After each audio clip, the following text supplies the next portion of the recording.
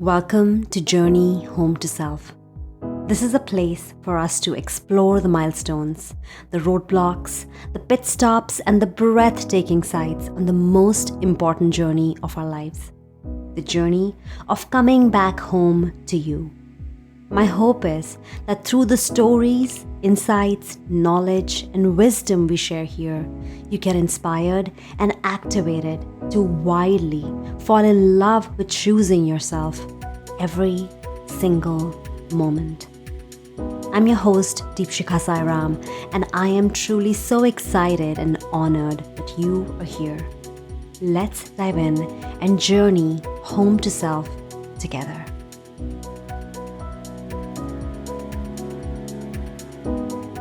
What's up, everybody? Welcome back and Happy New Year. I am excited for 2023 to begin. It's Capricorn season.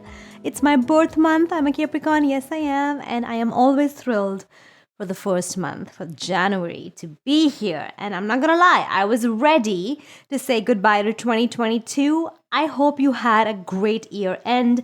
And I hope you got some time for rest, for replenishment, for spending time with your loved ones, for watching a lot of good television. Emily in Paris season 3, I crushed it. Yes, I did. I hope you also got to sleep in late or sleep late if you were partying. And I just hope you had a great holiday season. And I am so happy to welcome you back to Journey Home to Self. Today, I have a treat for you. Today, we're going to be talking all about the cosmos and the stars and the planets. You guessed it. We have an astrologer today, and we are going to be talking about the forecast, the transit, what the first 3 months of 2023 look like for your planet, for your sun sign, and the world in general. There's a lot of activity happening if you haven't noticed it already. And Jardine, international professional astrologer, is here to share with us all about that.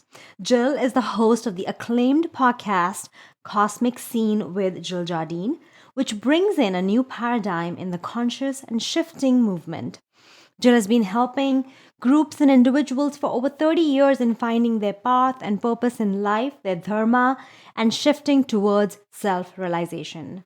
Jill combines a lot of modalities of astrological counseling, Jungian therapy, alchemical hypnotherapy, Vedic astrology, Vedic yogic teachings, Sanskrit mantras, and even sound therapy and Kundalini yoga.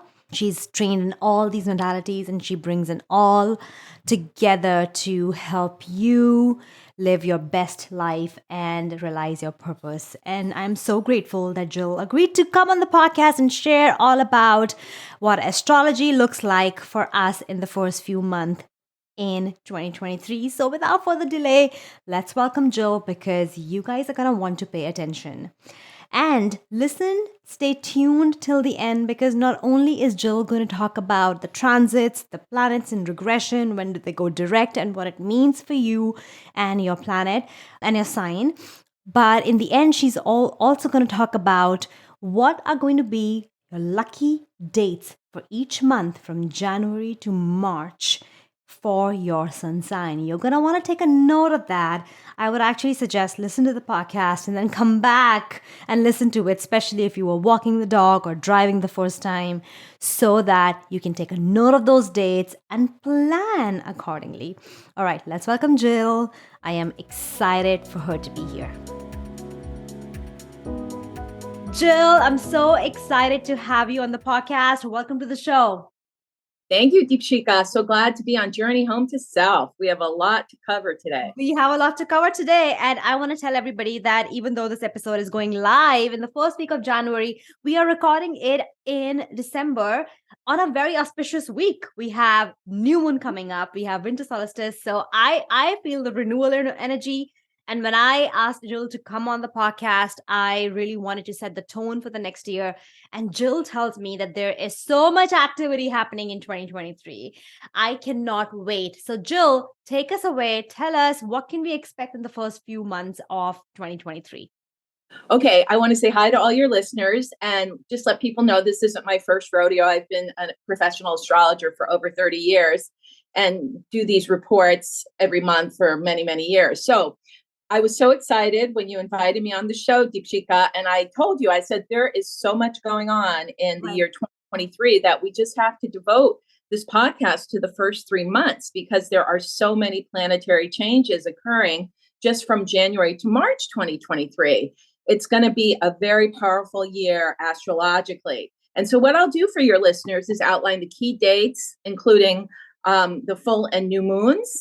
And so this is what I wanted people to know about. That was great introduction you said about us going into the new moon in Capricorn because we start 2023 in a very Capricornian time because we're going to have 4 planets going through the sign Capricorn, including the sun. Mercury is going to be retrograde. I'm going to talk about that in a minute at the beginning of the year. And Venus and Pluto are going to get together exactly in Capricorn as the year begins. So we might begin the year a little bit sluggish because we have 2 retrograde planets, which include Mercury retrograde in the sign Capricorn, which has been going on since December 29th, 2022. And the planet Mars has been retrograde since the 30th of October, 2022. So we're going to have Mars go direct on the 12th of January, which will start moving things forward, and Mercury goes direct on the 18th. But we've got this Capricornian cluster, and we love our Capricorns out there because they're such hard workers. Yes, I always say this about Capricorn. They have very good work karma and good work ethics, and they're here to teach other people how to do it the right way and to not complain and be lazy, right? Because you guys have the best ethic. And so, but I would love to tell everybody that I am a Capricorn. Jill, what's your sun sign? Aquarius. It's our month. It's going to be our month because it starts out in Capricorn and it's very Capricornian. We're still working. We're still taking care of business. And then by the 3rd week, we shift into Aquarius, and that's going to be a whole different energetic. But let's talk a little bit about Capricorn. So everybody might know that the totem animal of a Capricorn is a mountain goat. So we might feel like we're carrying that heavy burden up the mountain and we're finishing our business from 2022. And so we're going to get freed up, though, soon enough when we have these planets shift. So we have to make it through that first 3 weeks of January until we get to the Aquarian equinox, Aquarian new moon, and the Lunar New Year of the rabbit. But we're going to have some Aquarius energy right there in the beginning with Venus going into Aquarius on the 2nd of January. So that's going to be fun. Mars, the warrior planet, has been backtracking, as I said, and goes direct on the 12th. So this is like, don't let your mind go spinny and think of worst case scenarios as Mars finishes up that Gemini and wants you to go back and rehash. Don't do it. Look forward. And then Mercury, the messenger, has been retrograde since December 29th. So again, my big suggestion, and I'm glad you're giving me the opportunity to come on, to not get disappointed in the beginning of the year. If people feel like they can't hit the ground running, the best time to get your groove on for 2023 is at the Lunar New Year on 1/22/23. January 22nd, 23rd, that's the new moon in Aquarius. So Venus going into Aquarius, so on the 2nd, is all about relationship, a new perspective with relationship. Aquarius, Venus loves freedom and anything goes. So look at new ways of connecting. This is good for all your single listeners to get out there on those apps and do it with a fresh mind. I heard Hinge is quite popular now. So try something new and different in January with Venus and Aquarius helping you out. And people in partnership will bring something back in to spice it up and honor their partnership while keeping a sense of individuality. So there's a lot of excitement in the beginning of the year for relationship, thanks to Venus in Aquarius kicking it off on the 2nd. So let me give you some of the other key dates, if that's okay. Deepshika, do you have any questions? I definitely have a couple of questions. So it looks like from what I'm hearing is that Mercury is retrograde beginning of the year. Yes. And that can actually send a lot of people in a tizzy, right? That can be like, oh my God, like, Mercury is retrograde. I had all these plans. But you're saying there's also a little bit of an Aquarius energy. So is that going to make us feel like, yeah, we are carrying the load up the mountain, but a little bit of a renewal, a little bit of a freedom? Can we expect? Yes. Yes, that's the saving grace of Venus in Aquarius, because Venus in Aquarius is like breaking out of the bonds that have tied. And even though we start with the Mercury retrograde and Mars retrograde, I mean, I just think people need to appreciate that and use that. Like I said, it's like whatever the residual is. What is going to happen though? People probably, since Capricorn is, an earth sign and connected to money like Taurus, people are probably going to get sticker shock from their credit card bills from the holiday season, or oil and heating bills with the price of oil and gas going up. So there could be some almost like Mercury retrograde, people feeling a little Debbie Downer about the economy. And that there's a full moon in Capricorn and Cancer on the 6th, which is going to enhance that sense. And it's during the retrograde cycle. So that's the other thing. Don't, even though you may get off to a slow, sluggish start, it's gonna open up. Things are gonna open up as we get on the 12th, Mars going direct, on the 18th, Mercury going direct, and then on the 20th, it's a whole new playing field.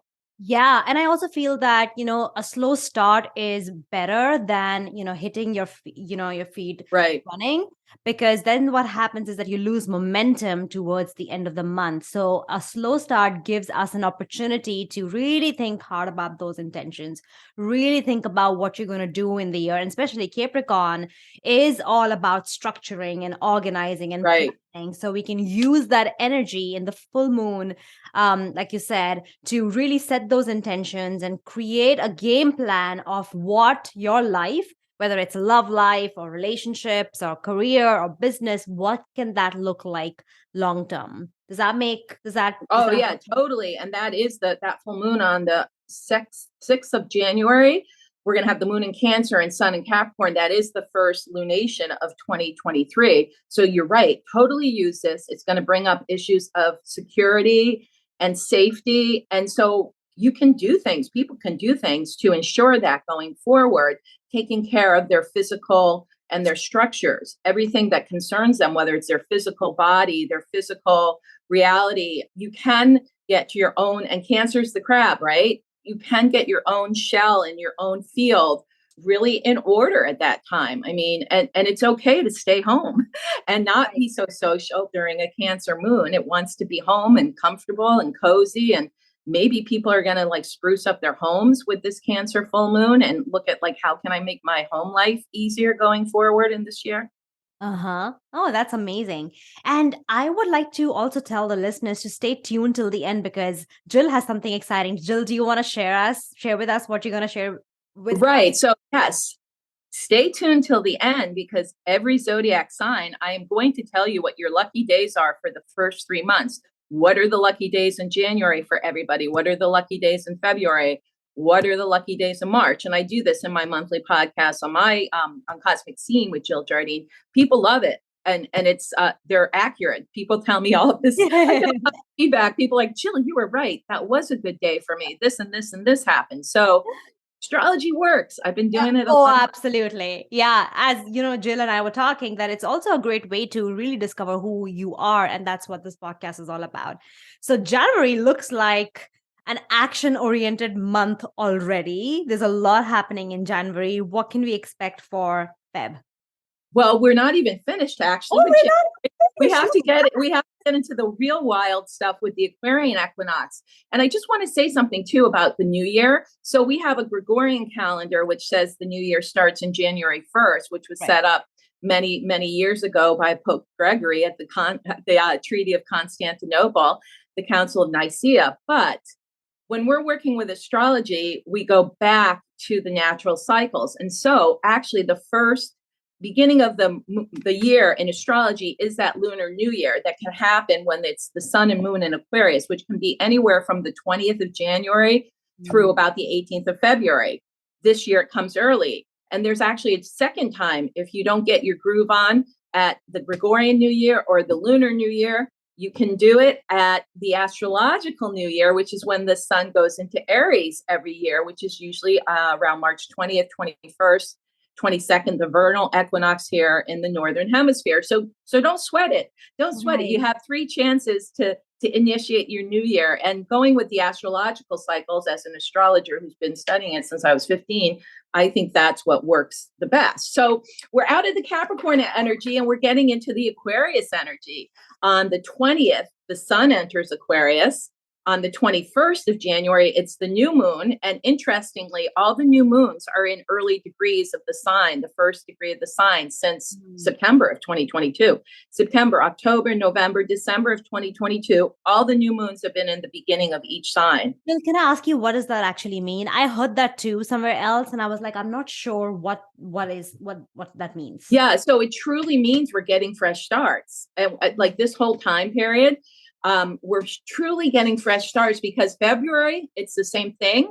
The new moon in Pisces is the first day of Pisces. The new moon in Aries in March is going to be in the first degree. We don't kick out of that really until May. So we'll talk, that will be another podcast. But I want everybody to get excited for Lunar New Year, okay? That's when the sun and moon are together in Aquarius. And also, I do podcasts a lot for crypto people, or I had a period of time where I was really following that astrologically for people. And if any of your fans are into the crypto, for the last 2 years, so this would be the 3rd year, crypto has traditionally kind of bounced back on that Aquarian new moon. So it was February 11th in 2020. And it was early February in 2021. And this year it's January 21st. So I do think we might see some bounce back after a really tough cycle for crypto. So anyway, this new moon in Aquarius always kicks off the Lunar New Year. This year, which is the Chinese New Year, this year it's the year of the rabbit, which is considered very auspicious. All right. And it's another good time. Set your intentions, do your fire ceremonies, your group activities and activations on January 22nd. The year of the rabbit will go from January 22nd, 2023 until February 9th, 2024. And think back to the last year of the rabbit, which was in 2011, what was going on in people's lives. Wow. So it's a 12-year cycle, which also coincides with a Jupiter return. So in astrology, the Jupiter return happens every 12 years ago. And we experience it at 12, 24, 36, 48, 60, 72, 84, 96 years old. And it tends to coincide with these Chinese New Years. So people born in 2011, 1999, 1987, 1975, 1963, 1951, 1939, it's all their year. They're lucky year. That's amazing. That's my son's birth year, actually, 2011. Yeah, there you go. I'll tell him. He's growing up. Is he going to be 12? He's going to be 12. Yes. Yeah. Wow. Yeah. So right there in that tweens time, right? Yeah. So this is probably he'll be a happier camper this year with a Jupiter return, year of the rabbit. But for everybody, the rabbit symbolizes patience and luck. So we should all be getting some better luck than in previous years. Bring in that peace and success, right? Yeah. Yeah. And, the last 2 years, almost 3 years now, has been very hard on people. And there've been a lot of people going through initiations and, dark night of the soul. And there've been a lot of loss that we have experienced. So I definitely felt this renewal sense of energy, like from my psychic sense, that there's going to be renewal for a lot of people. Of course, there are lessons to be learned again in this year, and that'll always be the case. But some of the things, I feel like the energy is shifting, and we will see some sense of closure on a lot of topics in our personal life. Sure. Well, that is so true, Deepshika, because we have a changing of the guard with the outer planets in March. So Saturn's leaving Aquarius on March 7th and going into the last sign of the zodiac, Pisces, which I'll talk a little more about that when we get to March. And then the same month, March 23rd, we've got Pluto going into Aquarius, which is going to be a huge, huge paradigm shift among the collective. So use this time in the early part of 2023 to continue to release. It's Pluto leaving Capricorn is all about letting go. Let go. Yes, a lot of people will leave their bodies at this time because it's kind of a window, a natural cosmic window to leave your body and go to the next phase of soul evolution, whether you stay in your body or you leave and go to a higher sphere, pass on. Mm-hmm. Mm-hmm. So, speaking of outer planets, there's one more important keynote here for January. So, Aquarius is ruled by the planet Uranus, which is called the Great Awakener in astrology, the Uh-huh. revolutionary planet. And so, on the same day as the Aquarian new moon and the year of the rabbit starting January 22nd, Uranus goes direct. It had been retrograde since August. So, Wow. this is going to amp up, so that's why take advantage of the downtime in early January because the frequencies are going to get amped up. And in the collective, we're going to see a lot of waking up and, revolutionary awareness that has been simmering. It's going to be really, there'll be all kinds of new things popping up as Uranus goes direct and changes in money stuff because it's been in the money sign it's been with the North Node in Taurus. So there's been a lot of financial disturbances and ups and Right. downs. So we should see some things moving forward. There's going to be a lot about the economy in the news at the end of January through March. So Amazing. everybody, yeah.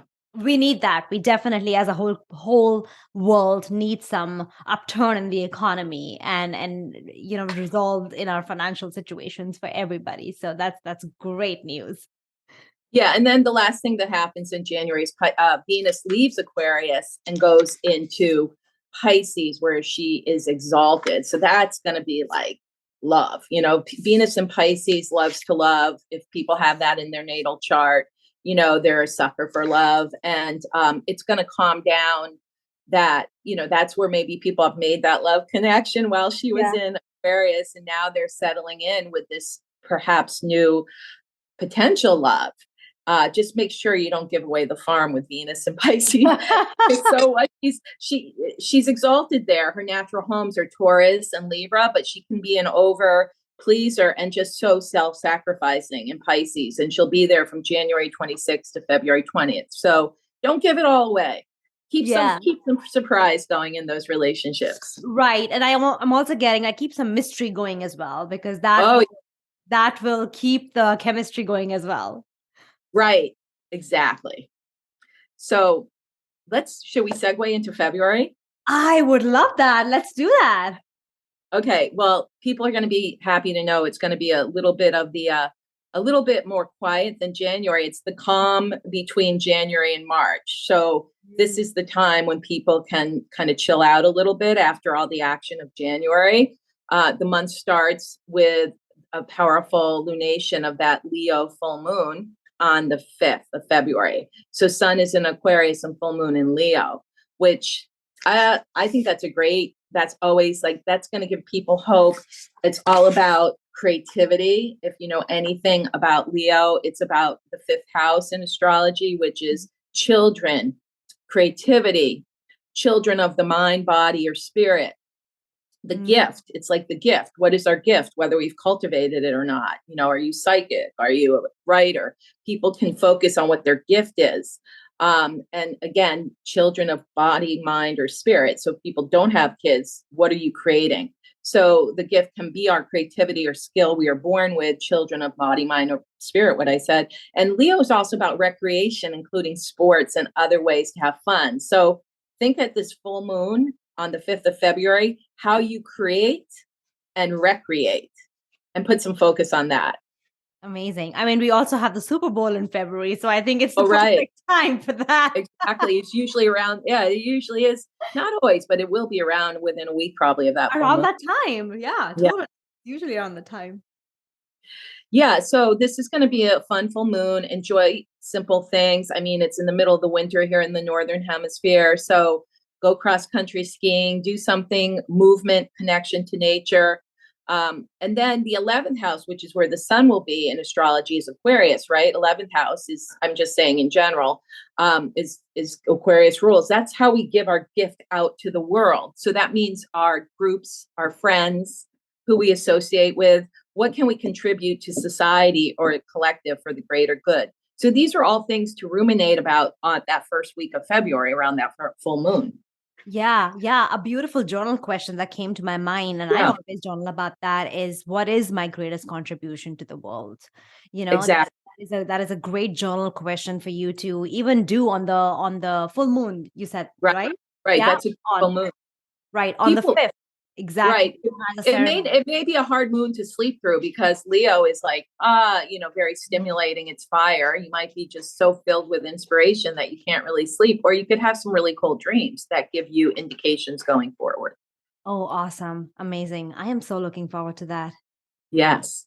Yes, all you Leos out there, as you can imagine, that is going to be one of your lucky days in February, the 5th and 6th, but we'll get to that later. So Yeah. keep listening.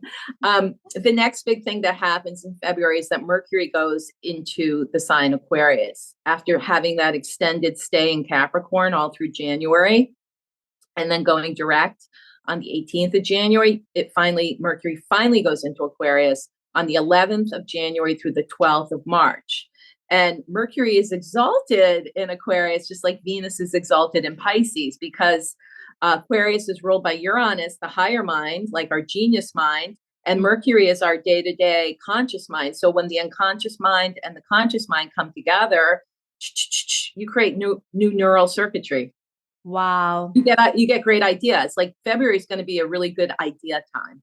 Right. Would it also be a great time to do that, self-limiting belief work and, Oh yeah. working on your mindset and working on those old patterns and beliefs? Because if, our circuitry can be transformed during that time, then I can assume that that will be a great time to go within and really set an intention that I'm no longer will be defined by the old paradigm or by the patterns that I've. Absolutely. That's in fact that whole lunar cycle from the full moon on February 5th, which is the Leo full moon, to the Virgo full moon on March 6th, 7th.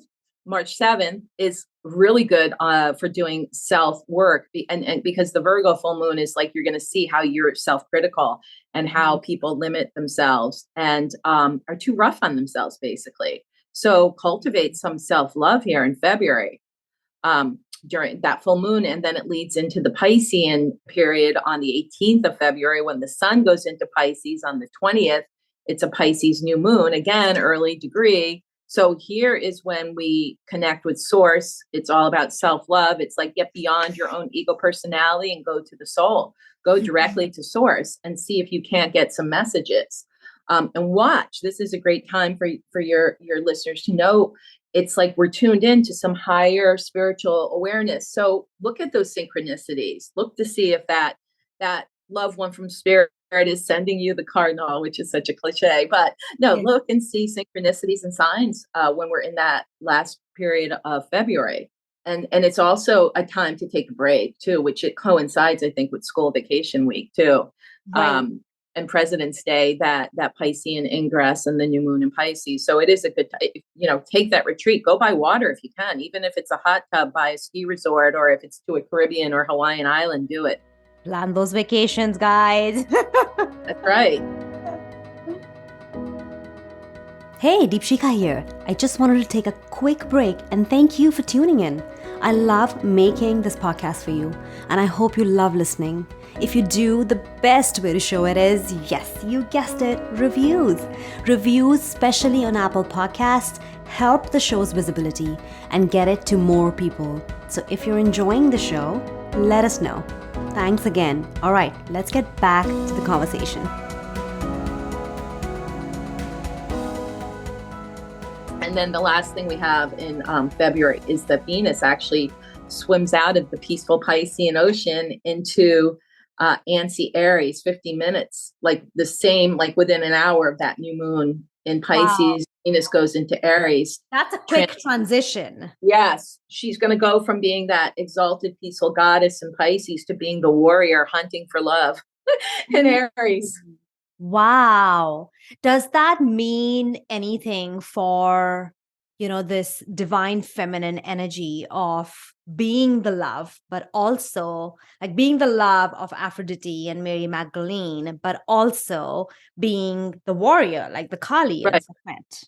Right. Like we used to say, the goddess, God is back, and boy, is she pissed. Right. That's an Aries for you. God is back, and boy, is she pissed.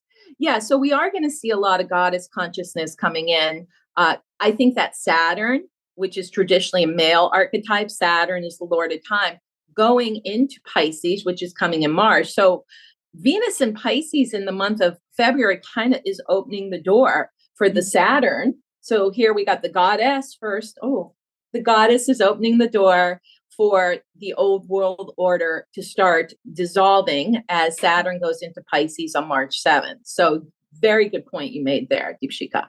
And yes, we can bring on our Kali, our Durga, or we can be the Aphrodite and the Venusian lover. Right. All the planets are going to be supporting that in the early part of the year. And that Saturn in Pisces is the softening of the masculine and opening to the divine feminine. And it's about time, right? It's about time. I did an episode last week of December where, I got this message channeling that it's about time. The divine feminine is not rising, it's risen, it's here, and more people are going to be initiated into it. And what I'm getting right now is, pay attention during this time in February to what energies are you being drawn to, because there's a certain goddess that wants to work with you at certain parts of your life. I've had this. Right.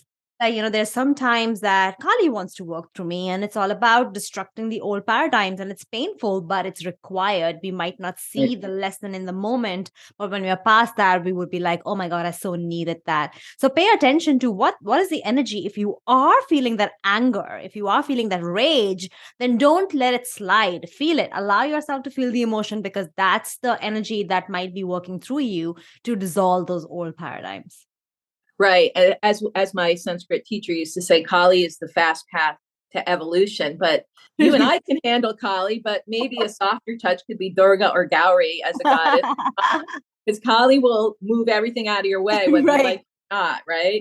Yeah, Kali likes to work fast. I actually have experienced the softer side of Kali, and I was working with my mentor, and she was like, I have never seen Kali like this, the way she comes to you, because she used to channel Kali for me. She said, I have never seen Kali being so loving the way she comes to you. And I've seen her strong side, but I've also been blessed to see her softer, loving side, which is again very, very precious. Right. She can be the most loving of all goddesses when you have opened the pathway for that connection. We could have a whole podcast on Kali. Yes. Kali, Durga, Gauri, Parvati. Yes, absolutely. Anyway, so that's February. It's kind of the downtime and kind of the time to connect with self. Pisces is the end of a cycle traditionally. Before we get into the equinox and the Aries energy. But Venus, like we said, opens the door to that at the end of February into March. So this is where we have the drum roll, because we're getting into March now. I'm sensing a lot of activity for March, although I have no idea what it is. All right, you know what? I think the best thing is I'm gonna go through the dates of all the changes, and then I'll unpack it a little bit. But this is like 3 podcasts in one, just the month of March, because of so many changes. Wow. So listen up to these important dates, everybody. So March 2nd, Mercury will transit Pisces until the 19th. March 7th is that Virgo full moon, which we'll talk a little bit about. March 7th is also the day. This is a big day. Put the big gold stars on March 7th. And if that's your birthday, you're going to have a great year, because Saturn also goes into Pisces on that day, the Virgo full moon day. That's a huge, huge day. And it stays there. Saturn stays in Pisces until May 14th, 2025. So it's a two-year jaunt through the last sign. And I'll talk a little bit at the end, like what I expect to come from that. March 19th, Mercury will then go into Aries until April 3rd, leading in. So Mercury opens the equinox door here. March 20th this year is the vernal equinox in the northern hemisphere, the autumnal equinox down there for our friends in Australia and down under. And that's when the sun will enter Aries. So here we got Mercury paving the way. Then we've got the sun. And then the next day on the 21st is the new moon in Aries. So all you Aries, go time, go time, go time. And it's also traditionally the beginning of the astrological new year. But then 2 days later, Pluto transits into Aquarius, paradigm shift, huge. June, and it's touching its foot in until June 11, 2023, and then back in January 2024 for 14 years. And at the end of the month, Mars finally, after being in Gemini since August, right, and then retrograde, from November basically through January is finally out of the sign Gemini. You Geminis get a break, and it goes into Cancer till May 20th. So lots going on in March, as I just outlined. Right. That's a lot of important dates. I'm actually going to have to listen to the podcast again and note down all the dates. But what does it mean? So specifically, what does Mercury going in? Yeah. Okay. We have a lot of people, like, it's like if you have felt like you're slumbering, or you still have that 2022, 2021, 2020 hangover, done, cleared, new energy, get on board here. And that full moon is going to be wild. There's a time to take care of your physical body, though, because it's a full moon in Virgo on March 7th. If we're going to have all these accelerations coming in from galactic sources, which I believe that's happening, guess what our temple is? Guess what the container for that is? It's the physical body. You got to work on the physical body, the spiritual and emotional body by Pisces, physical body signified by Virgo. So it's a wonderful time, and maybe even leading up to this full moon, to seek out your healers, whether they be of body, mind, or spirit. Right. I mean, don't worry about like spending money, right? I tell people in this work, as healers, as readers, as psychics, I'm a psychic healer. We'll talk a little bit about what I do, what I've done. But I mean, the balance of doing all this work with people individually and groups is work on yourself. Seek out your healers. And I think March is an evolutionary time. Well, it is an evolutionary time. We may grow out of healers. People forget that. Like, going to the same acupuncturist or massage therapist is great because you have the consistency, and our moon in astrology likes consistency.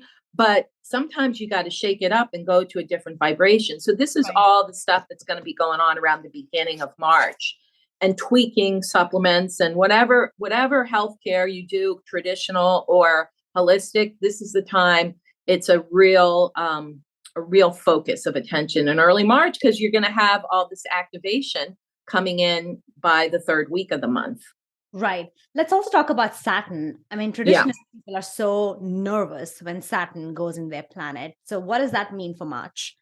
Yeah. Saturn becomes your friend as you're older. I can attest to that. Okay, good. So I'm a Western astrologer, but as you know, I also do Vedic. We talked about this, but this program's all Western astrology. But in Vedic astrology, Saturn's called Shani. And if you befriend Shani, just kind of like Kali, I think the most healing mantras are Shani and Kali when I chant Shani or Kali. But anyway, Saturn changing signs is a shift with the focus in the collective. Okay. So Saturn going into Pisces is going to indicate a cultural change. What was like really important with the technology and the apps. I think I've had a couple of healer friends and we've kind of, gotten together about this, and we feel like, I've noticed there's a trend with parents, and you can attest to this, of young kids, where maybe you do want to limit all their tech time, all their screen time.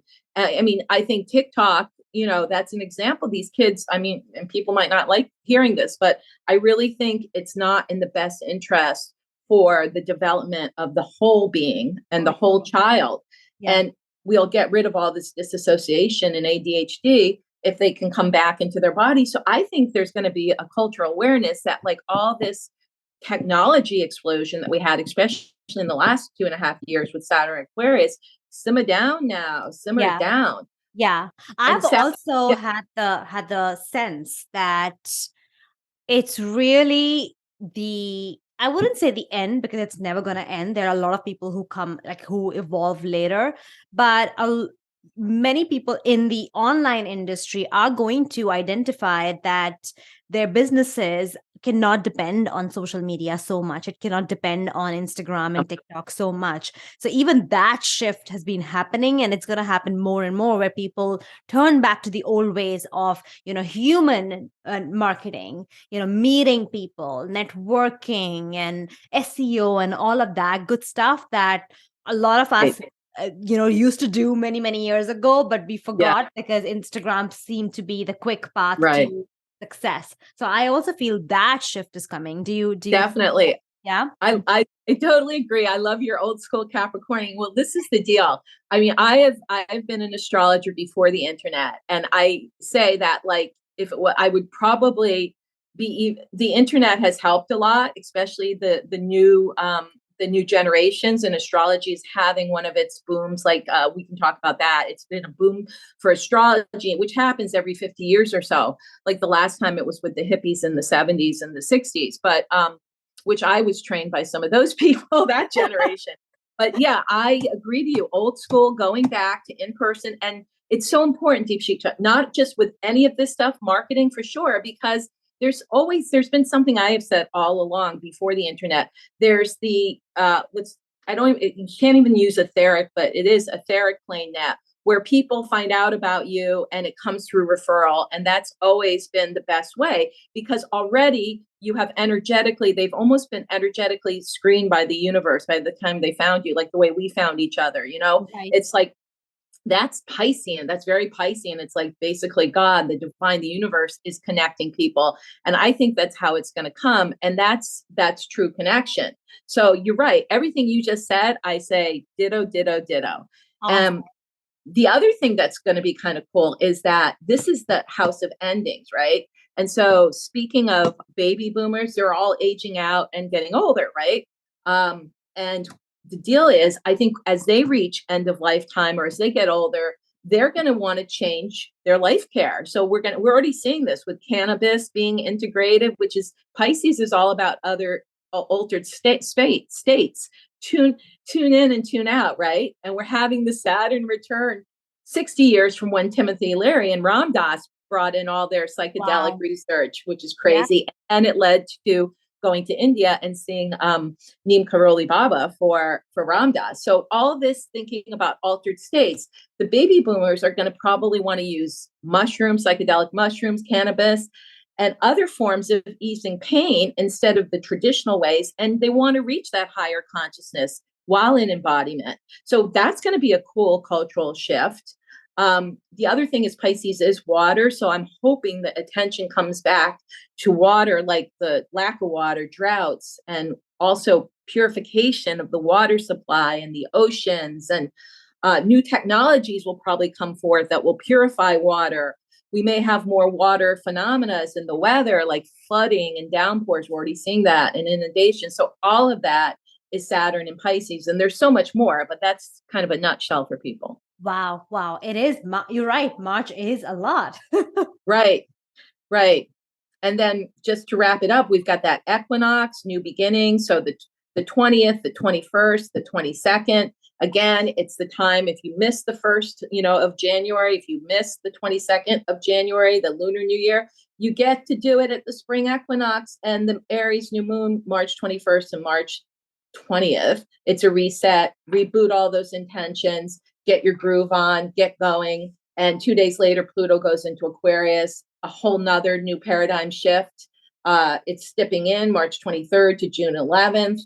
It hasn't been there since 1778 through 1798, right after the Revolutionary War. So there's going to be all kinds of not revolution. There's going to be all kinds of rising. We all rise together. That's Aquarius. That's the group. Global economics, global politics, global food supply. We are all one. Pluto and Aquarius, social structures, politics, everything's up for renewal and change. Boom. Yeah, as you were right before that, I just got this hit that 2024 election time, even we're going to see a lot of changes. Let's not go there. I know it's a different discussion altogether. Hopefully some young, Aquarian type consciousness, some young advanced consciousness type instead of the old order, right? Wouldn't that be nice? Right. Totally. Wow. I totally see it now. And I almost see the first 3 months as January and March being the bookend and February being the nice time to kind of get a rest from it all. Yeah. Jill, if you were to use one word, actually, I want to ask you 2 questions. If you were to use one word to describe astrologically what 2023 looks like, what would that word be? Change.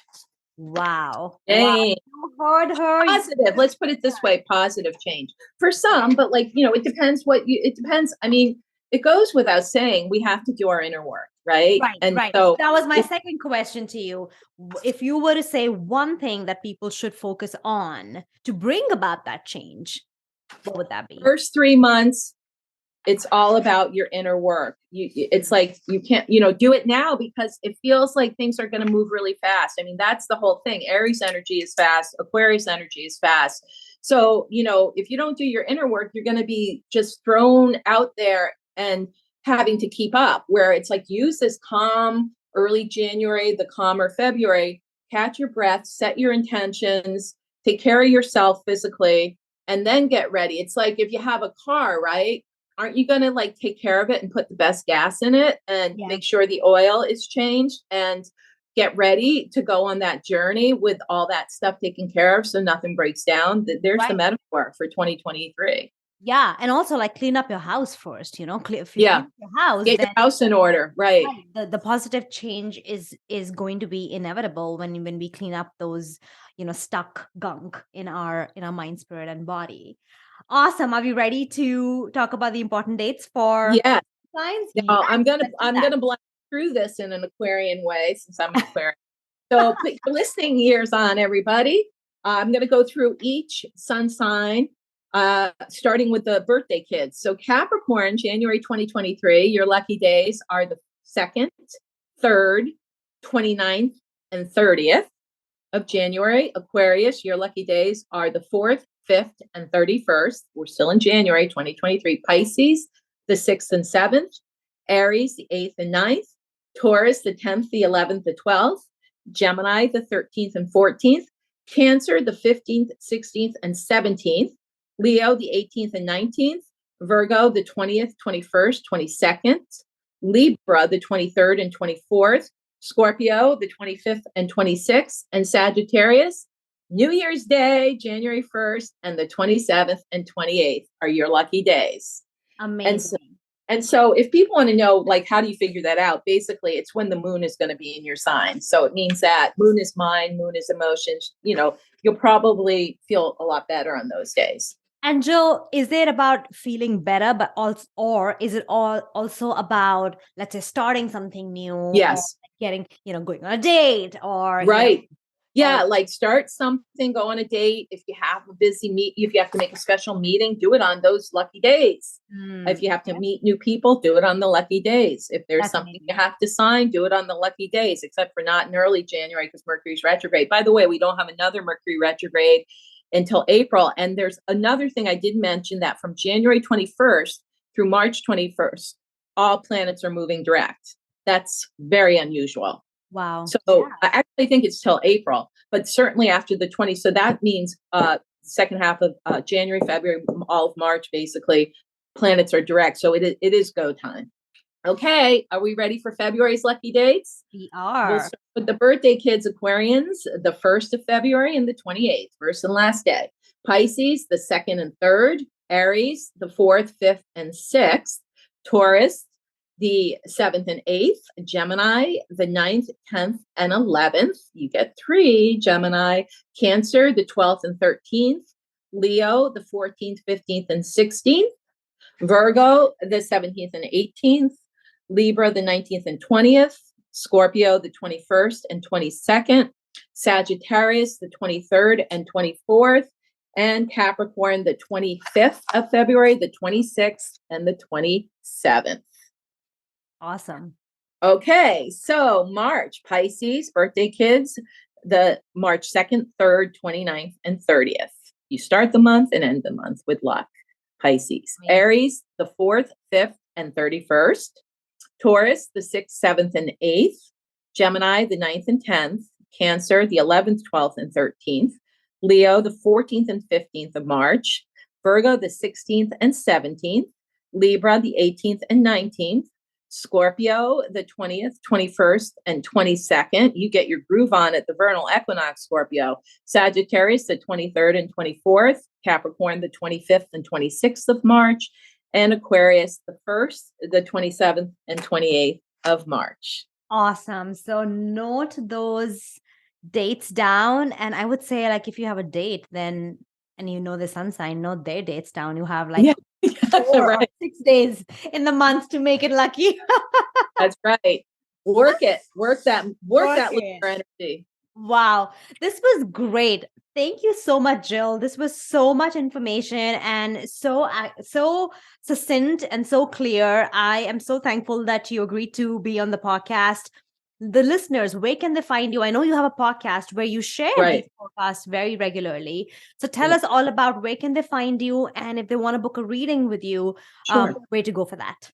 Okay, thank you so much, Dipshika, for inviting me on your podcast. It's been an honor and a pleasure. And your listeners can find me on my podcast, which has been around since 2020, called Cosmic Scene with Jill Jardine.